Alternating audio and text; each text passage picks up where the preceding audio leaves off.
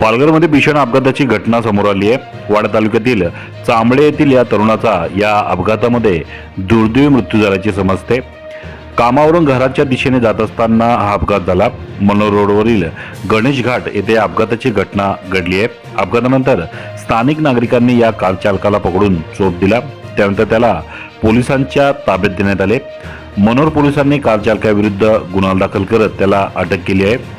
मिळालेल्या माहितीनुसार पालघर मनोर मार्गावरील गणेश घाट येथे कार आणि दुचाकी यामध्ये हा भीषण अपघात झाला। मध्यरात्री 1च्या सुमारास ही घटना घडली। या अपघातामध्ये वाडा तालुक्यातील चांबळे येथे राहणारा सागर पाटील या तरुणाचा या अपघातामध्ये जागीच मृत्यू झाला।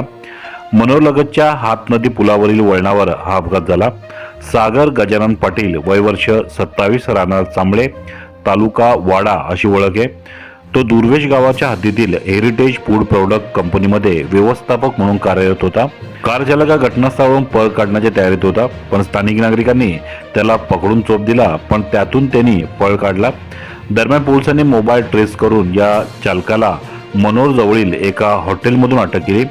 आरोपी कार चालकाविरोधात हिट अँड रन प्रकरणात गुन्हा दाखल करावा अशी मागणी मयत सागर पाटील यांच्या कुटुंबियांकडून केली जाते। आरोपी सचिन सुर्वेश याला मनोर पोलिसांनी अटक केली असून तो मूळचा लातूरचा असल्याची माहिती समोर आली आहे।